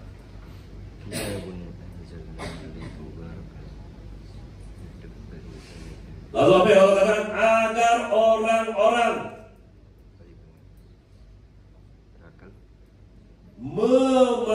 menghayati ayat-ayat. Tapi kita tidak mau memikirkan ini ayat. Untuk apa kita menghayati, Om? Apa itu apa itu hayat, apa itu Kalau ini kita tidak mau tafsirkan, tidak bisa. Ada ada hayat, ada Apa itu menghayat? Ternyata kalau kita berhasil menghayati, kita pindah pada kalimat selanjutnya. Apa kalimat selanjutnya? Ulul albab yang agar orang-orang yang berakal sehat. Sekarang saya tanya, siapa dia? Itulah orang yang menghayati. Jadi orang menghayati ayat-ayat, dia menjadi orang yang berakal sehat. Nah, kenapa Om saya harus berakal sehat? Inilah ulul albab. Kenapa Om saya harus ulul albab? Dengarkan kalimat terakhirnya. Mereka itu akan mendapatkan pelajaran dari Allah. Enaknya itu belajar langsung sama Allah. Cuma kita jangankan belajar kepada Allah, kita belajar kepada Ustaz saja kita sudah gagal. Apalagi belajar kepada wali, apalagi belajar kepada sahabat, apalagi belajar kepada Rasulullah, apalagi belajar kepada para malaikat, apalagi belajar kepada Allah. Ini Allah janji, kau belajar langsung sama saya. Tapi syaratnya bagaimana? Jangan kau lawan satu ayat pun dalam Al-Quran. Ya, karena dia penuh berkah. Apa itu berkah? Ziyadatul khair, bertambah kebaikan. Berkah itu 3 di poinnya. Kalau salah satunya tidak ada, tidak berkah itu. Berkah itu 3 di poinnya. 1, kau tumbuh. 2, kau berkembang. 3, dawam. Dawam. Berulang-ulang seperti itu. Itu berkah. Kalau tas sekali-kali dia berkah itu berber. Tuh. Jadi apa berkah apa Bu? Jadi kayak apa itu kalau usaha berkah? Naiki pendapatannya, buka di cabang di mana-mana. Ya kan? Sudah gitu, terus berulang-ulang untung. Masa nak kalah kau kacauan? Masa nak kalah kau kacauan? Nah kita yang pegang Al-Quran, kenapa dia berkah? Ada rumus berkah yang dikerjakan, kita tidak. Nah kita Islam. Tapi nah, tapi. Jadi jangan gimana nah? Akhirnya bisnis-bisnis orang yang mengamalkan Al-Quran dia tidak baca dah apa kita. Tapi kita di Islam kita tidak pakai, kita punya senjata. Karena Islam itu yang diridhoi. Kenapa yang lain dapat berkahnya? Lihat saya itu di Jepang, soal disiplin. Mau kalah orang Jepang? Soal bersih. Mau kalah? Sekarang saya mau tanya, siapa yang dapat ilmu suci? Orang Islam. Kenapa orang Jepang yang bersih? Tidak percaya? Datang saya di pesantren-pesantren. Datang saya ke pesantren. Periksa sama hordennya. Kita bilang bagusnya nih hordennya coklat. Dia bilang cahaya, Pak ini putih asli. Kalau mau lihat agama, pelajaran agama di pesantren, mau lihat? Yang pertama kita lihat kamar mandinya pesantren. Kalau untuk bau, gak ada yang ngajar agama itu. Yang kedua, periksa kamarnya santri. Karena itu di hari-hari ini. Kalau mutok, gagal kok itu. Apa lagi kamu tuh? Mau kau hina lagi anak lorong, gak asal anak lorong. Bukan, kau gurunya anak lorong yang salah. Jangan terus anak lorong salah. Karena kalau dia benar, dia tidak sekolah di tempatnya kita. Tapi kalau dia sudah salah, kita juga salah. Salah tambah salah, salah pondok. Oke, kita lanjut ya. Kita buru-buru nih karena waktu kita sempit sekali nih. Sadar adalah tingkat atau warok oleh seorang terhadap situasi terutama tentang dirinya. Dia tahu tutup fungsi tujuan tugas ya. Oke, ajarkan mereka wa ma khalaqtul jinna wal insa illa liya'budun. Tujuan kita hidup adalah mati enak, husnul khatimah. Fungsinya aku hidup adalah ibadah. Itu dulu diajarkan yang paling penting supaya dia tidak pikirkan lain. Ya, dan dia tahu apa yang harus dilakukan. Ya, jadi dia tahu apa? Tujuan hidup, tugas, fungsi, tanggung jawab, dan dia tahu apa yang harus dikerjakan. Tapi kalau bangun tidur, apa nak? Enak tapi kira, dasar. Jadi tolong ya, dia tahu setiap pagi apa yang dikerjakan. Habis sholat yang tadi, dia tahu. Dan kehidupannya terorientasi kepada 3 hal. 1, kepatuhan kepatuhan kepada Allah dalam bentuk ketakwaan. 2. Prestasi dalam bentuk amal soleh. 3. Maslahat dalam manfaat. Saya ulangi lagi. Kepatuhan dalam bentuk ketakwaan. Bukan patuh sama partai, tapi takwa. Takwa itu apa? Patuh apa yang diperintahkan oleh Allah, patuh menjauhi larangannya. Itu yang saya maksudkan kepatuhan dalam bentuk ketakwaan. 2. Prestasi dalam amal soleh supaya dia tidak merugi. Innal insana lafi khusr. Yang kedua, Allah katakan berlomba-lomba kamu dalam kebajikan. Makanya saya desain kalimat itu, berprestasi dalam amal soleh. Yang ketiga, maslahat dalam bentuk manfaat, karena khairun nas anfa'uhum linnas. Jadi kalau sampai orang bilang itu bagus tuh dimanfaatkan sama temannya, jawabannya apa? Khairun nas anfa'uhum linnas. Ternyata bahaya kita dimanfaatkan sama yayasan. Apa jawabannya? Khairun nas. Nanti saya sebaik-baik manusia, yayasan manfaatkan. Tapi kalau tidak ada manfaatku saya lagi. Jadi kalau di sekolah kita ini, di madrasah kita, di pesantren kita ini, kita dimanfaatkan oleh direktur, kepala sekolah, berarti kau sebaik-baik manusia. Daripada kau di sekolah kita tidak ada manfaat sama sekali. Jadi jangan dibalik, karena itu setan yang ciptakan ayat-ayat sesat. Dan betul dimanfaatkan bersama Pak Kiai. Justru Kiai manfaatkan lah. Jadi sama tahu yang bagus di MUI. Semua orang bilang itu bagus, dimanfaatkan itu sama MUI. Itu loh nih orang. Tolong di kalimat. Saya ini bermanfaat sama di MUI. Iya. Itu bagus tuh dimanfaatkan sama istrinya. Siapa lagi mau memanfaatkan saya kecuali istri? Daripada saya dimanfaatkan sama perempuan lain. Memang saya nggak mau. Ya kan, ibuku, tapi negatif. Itu namanya suudon. Silakan saya kasih waktu 2 menit. Hafalkan apa itu sadar. Saya tabir ke toilet, ya. Oke? Sudah ya? Bangkit tenaga, ya? Bulan sekali. Oh, bulan 1 kali? Oke. Tabirkan supaya cepat dihafal, jangan dicatat. Bikin tandanya. Iya. Lebih bagus catat di alam, karena kita kemana alam ikut toh. Kalau kita catat di buku, kadang-kadang kita di mana buku ini nggak bisa dapet. Betul tidak?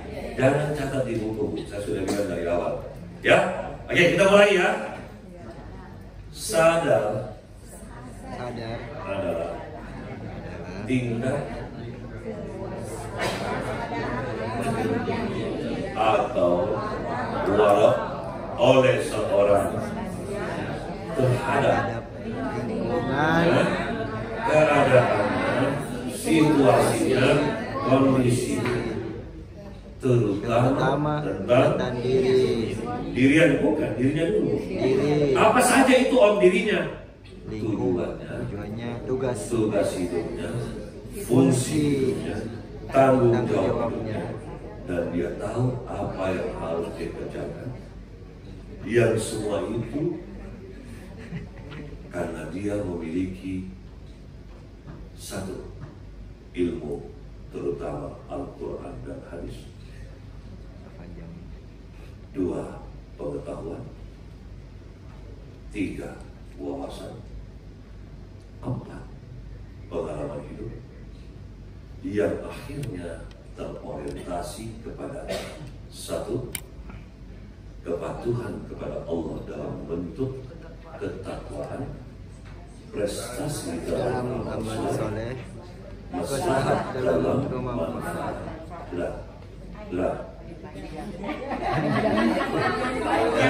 Itu nih kalau kita selalu bikin ayat sesat. Contoh ayat sesat ya.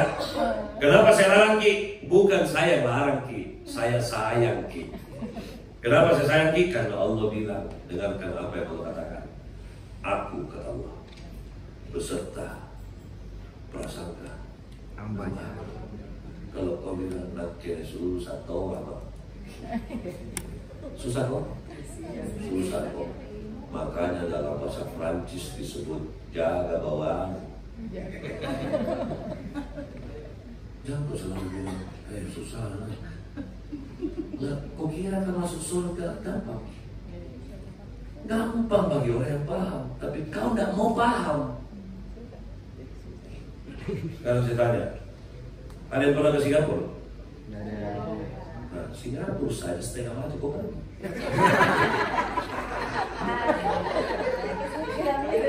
Ada yang pernah ke Turki? Apalagi Turki kan? Ada yang pernah ke Korea? Apalagi? Ada yang pernah ke Eropa? Apalagi Eropa? Sekarang saya tanya kita sebagai orang beriman, mana lebih bagus? Singapura, Turki, Korea, Eropa berbanding surga. Mau ke surga? Kau ke Korea saja nggak ada uang.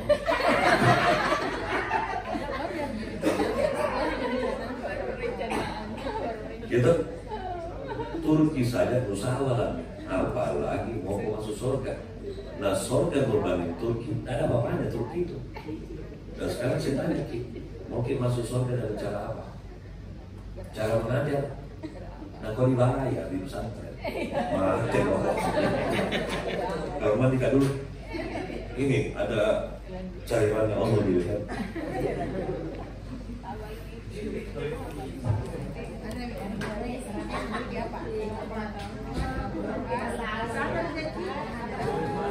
Baru sadar semua, baru sadar.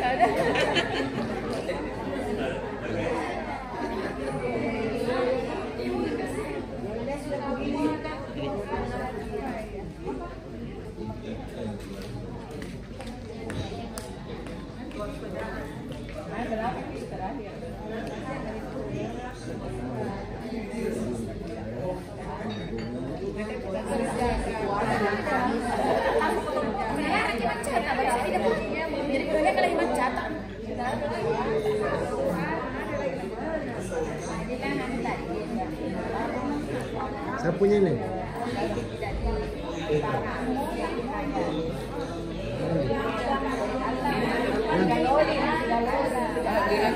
Kita bilang nggak bisa ngasih makan dari itu. Ya, kita biasa.